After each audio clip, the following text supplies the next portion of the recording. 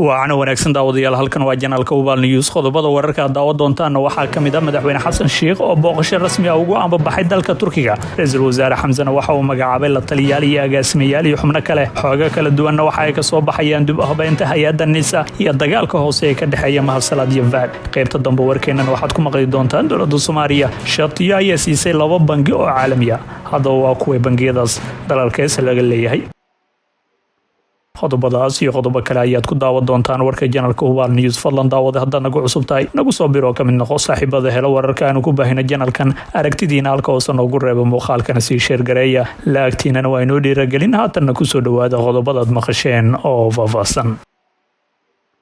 madaxweynaha Soomaaliya Xasan Sheikh Maxamuud iyo wafdi uu hogaaminayay oo casuumad rasmi ah ka heleen adeegiisa dalka Turkiga mudane Rajab Tayyip Erdogan ayaa ka ambabaxeen garoonka diyaaradaha caalamiga Aadan Cabdullaahi magaalada Muqdisho madaxweyne Xasan Sheikh Maxamuud iyo adeegiisa dalka Turkiga mudane Rajab Tayyip Erdogan ayaana ka wada hadli doonaan xoojinta xiriirka diblomaasiyadeed ee u dhaxeeya labada dowladood amniga ganacsiga iyo iskaashi miradhala oo ay labada dal wadaagaan isagoona kadibna la kulmi doono jaaliyada Soomaaliyeed ee ku nool dalka Turkiga sidoo kale intuu madaxweyne Xasan Sheikh ku sugan yahay gudaha dalka Turkiga waxa la sheegay inay u qorsheysan tahay inuu la kulmo hay'adaha samafalka ay ka jira gudaha dalkaasi Turkiga si caawinaad ugu raadiyo dadka Soomaaliyeed ee abaaruhu saameeyeen waa safarkiisii labaad ee madaxweyne Xasan Sheikh uu dalka uga ambabaxo tan iyo markii la doortay 15 May wuxuuna horay safar qaatay 5 cisho ugu tagay dalka isku tagay Imaaraadka Carabta oo uu casuumad rasmi ah ka helay Soomaaliya iyo Turkiga waxa ka dhaxeeya xiriir walaaltinimo oo qoto dheer iyadoo ay shacabka iyo dowladda Soomaaliyeedna xasuusan yihiin garab istaaga ee u muujiyeen walaalahooda dalka Turkiga xilliyadii adkaa geesta kalena ra'iisul wasaare Xamza waxa uu magacaabay la taliyaal iyo agaasimayaal ra'iisul wasaaraha cusub ee xukuumadda federaalka Soomaaliya Xamza Cabdi Barre oo ku hoolan dhismaha xukuumaddiisa ayaa maanta sameeyay magacaabis cusub ra'iisul wasaaraha ayaa magacaabay agaasimayaal gaaraya ilaa 3 iyo 4 la taliyaal sida lagu shaaciyay qoraal ka soo baxay xafiiskiisa oo uu helay Ubaal News waxaana xubnaha la magacaabay ay kala yihiin Farxaan Maxamed Jimcaale ayaa loo magacaabay afhayeenka ra'iisul wasaaraha iyo agaasimaha warbaahinta iyo xiriirka bulshada ee xafiiska ra'iisul wasaaraha Farxaan ayaa ah suxufi rugcada ah haddana waxa uu yahay tifaftiraha BBC-da qaybteeda telefishinka 2 Cabdullaahi Shariif Cabdi waxaa loo magacaabay agaasimaha maamuuska xafiiska ra'iisul wasaaraha ninkan dhalinyarada ayaa sidoo kale hore ula soo shaqeeyay ra'iisul wasaarihii hore ee dalka Xasan Cali Kheyre 3 Haashim Maxamed Cali waxaa loo magacaabay agaasimaha maamulka iyo maaliyadda ee xafiiska ra'iisul wasaaraha 4 Cali Cabdi Waare waxaa loo magacaabay la taliyaha arrimaha dib u heshiisiinta ee ra'iisul wasaaraha 5 Kamaal Guutaale waxaa loo magacaabay la taliyaha amniga ra'iisul wasaaraha Kamaal ayaa hore u soo noqday agaasimaha Villa Soomaaliya ee muddo xileedkii koowaad ee madaxweyne Xasan Sheikh Maxamuud 6 Dr. Cabdinuur Maxamed Cabdi waxaa loo magacaabay la taliya sare ee dhanka arrimaha siyaasadda iyo isku duwaha barnaamijyada xafiiska ee ra'iisul wasaaraha 7 Dr. Hodan Cusmaan waxaa loo magacaabay la taliyaha ra'iisul wasaaraha ee xiriirka caalamiga ra'iisul wasaaraha ayaana goorsii horeysa magacaabay xogayaha joogtada ee xafiiska ra'iisul wasaaraha kaas oo loo magacaabay Maxamed Abuukar Zubeer oo hore u soo noqday agaasimaha guud ee wasaaradda dastuurka Soomaaliya sidoo kale wuxuu taliyaha amniga xafiiska ra'iisul wasaaraha u magacaabay gaashaan la dhexe Agram Maslax magacaabistan ayaana ku soo aadeysa iyadoo haatan ra'iisul wasaaruhu wada tashiyadii ugu dambeeyay ee ku aadan magacaabida golaha wasiirada cusub Xamza oo toddobaadkii hore codka kalsoonida ka helay baarlamaanka Soomaaliya ayaa ballan qaaday inuu soo dhisi doono xukuumad tayo leh oo dalka samata bixin karta Soomaaliya ayaa waxa ka dhacay isbedel siyaasadeed kadib doorashadii 15 May taas oo uu ku soo baxay madaxweyne Xasan Sheikh Maxamuud halka wali daawadayaal nagala socotaan waa Ubaal News xooga kala duwan waxa ay ka soo baxayaan dib u habeen ku socota hay'adda NISA iyo dagaalka hoose ee ka dhaxeeya mahasalaad iyo VAD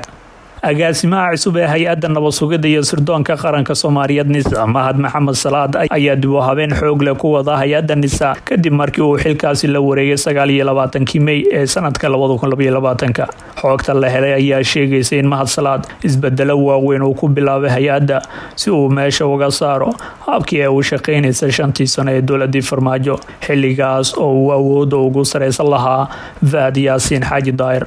agaasimaha cusub ayaa wajahaya dagaal cusub oo uu la galay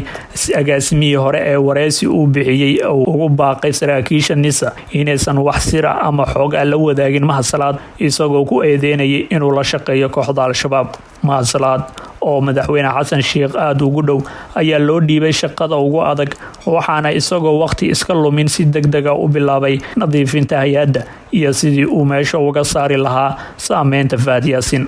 tallaabooyinkii ugu waaweynaa ee Mahad Salaad uu qaaday waxaa ka mid ah isbedel degdeg ah oo lagu sameeyay hoggaanada NISA sida garoonka diyaaradaha Muqdisho, gobolka Banaadir iyo xilalka qaadista xubnaha halis loo arkay oo toos ugu xirnaa Fahad Yaasiin. dib u soo celinta gaadiidka iyo ciidamadii iyo hubkii hay-adda ay haysteen Fahad Yaasiin iyo Cabdullaahi Kulane, xariga ciidamo iyo saraakiil isku dayay inay baxsadaan, magacaabidda qaar ka mid ah saraakiishii ku dhadhawaa Fahad Yaasiin iyo dabagal ku bilowday kiisaska waaweyn ee hay-adda lagu eedeeyay xilligii Farmaajo iyo Fahad. arrimahan oo dhan waxaa barbar socda dadaalo uu agaasimaha cusub ee NISA ku doonayo inuu si buuxda u maamulo hay-adda NISA oo xaaladada ku jirtay xilligii kala guurka isagoo laftiisana ku eedeeyay inay ku milantay Al-Shabaab. isbedelkan waaweyn ee la filayo inay gasho hay-adda NISA ee hoggaanka cusub waxaa ka mid ah xalinta iyo arrimaha gobolka Gado oo hay-addu si dadban u maamuli jirtay xilligii madaxweyne Farmaajo. 2 la tacaalida saraakiisha halista ah ee hay-adda awoodda ku lahaa xilligii Fahad Yaasiin. 3 baaritaanka iyo bandhiga kiisas waaweyn ee NISA ku lug yeelatay xilligii madaxweyne Farmaajo iyo Fahad. 4 soo celinta sumcaddii hay-adda NISA ee lagu tuhmay la shaqeynta Al-Shabaab. iyo 5 gudashada xilka rasmiga ah ee loo dhisay NISA oo ah sugidda amniga iyo ka hortagga cadowga gudaha iyo dibadda oo ay ugu horeyso kooxda Al-Shabaab. dagaalka hoose ee Mahad Salaad iyo Fahad Yaasiin dhexmaray ee dib u habeynta hay-adda NISA wuxuu u muuqdaa inuu wajiga hore ku guuleystay Mahad Salaad, lamana oga natiijada wajiga labaad ee la bilaabi doono marka Fahad Yaasiin bilaabo inuu soo bandhigo xogta uu ka hayo Mahad Salaad. waa hagaagi daawadayaal iminkana waxaanu eegaynaa dowladda Soomaaliya shatiyo ay siisay 2 bangi oo caalami ah. maamulka bangiga dhexe ee Soomaaliya ayaa maanta ansixiyeen codsiga shatiga 2 bangi oo laga leeyahay dalalka Masar iyo Turkiga kuwaas oo lagu kala magacaabo Bangiga Misri iyo Siraad Katilim. tallaabada uu bangiga qaaday ayaana timid iyadoo saacadii ugu dambeeyay warbaahinta qaar xog gaar ah ku heshay in bangiga uu sidaasi qorsheenayo kadib markii uu arrimo siyaasadeed ee hore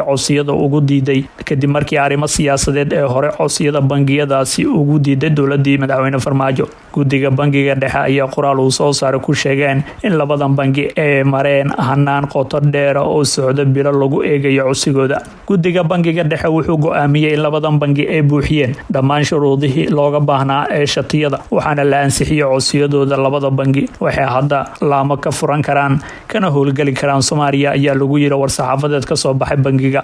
gudoomiyaha bangiga dhexe Cabdiraxmaan Cabdullaahi Maxamed ayaa yiri kadib habraac ballaaran waxaan ku faraxsanahay in guddigu uu ansixiyo codsiga shatiyo ee Siraad bangi oo laga leeyahay dalka Turkiga iyo sidoo kale bangiga kale ee laga leeyahay Masar.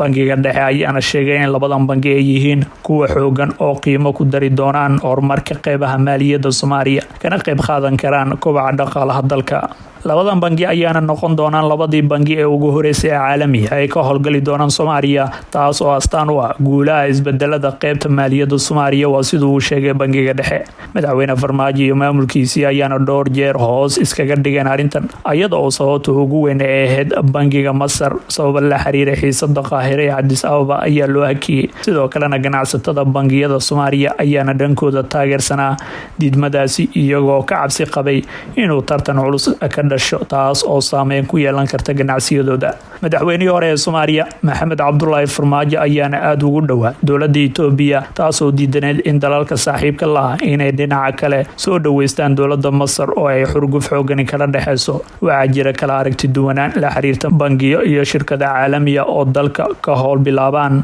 ganacsatada dareensan inay imaan karaan shirkado ka xoolo iyo farsamo badan aad uguma riyaaqsana bilaabashadan. Laakiin dhinaca kale waxaa jira shacab aaminsan in loo baahan yahay in dalka soo galaan shirkada caalamiga oo taasi mar abuureyso tartan xiiso leh marna ay fasiraad ka bixinayso inuu dalku soo hagaagayo amni ahaan. guud ahaan daawadayaal wanageynta warki oo aad kala socoteen janalka Hubaal News fadlan daawade haddaad nagu cusubtahay nagu soo biro ka mid noqo saaxiibada helo wararka aan ku baahino janalkan aragtidiina halka oo noogu reebo muuqaalkana sii share gareeya laagtiinana waa inoo dhiirigelin oo aan ku maasantiin daawashadii la socodka warka janalka Hubaal News.